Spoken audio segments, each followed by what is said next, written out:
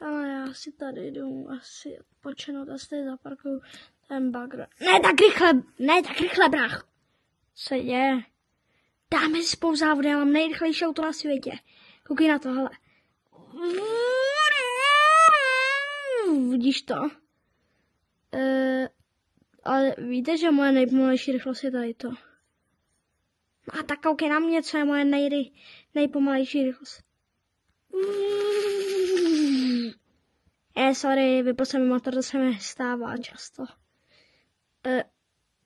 Počkat, co to vlastně ty děláš? Proč máš na hlavě tu blbou helmu? No já jsem si sem přišel odpočinout. V žádném případě, jeden, pojď. 3, 2, 1, teď.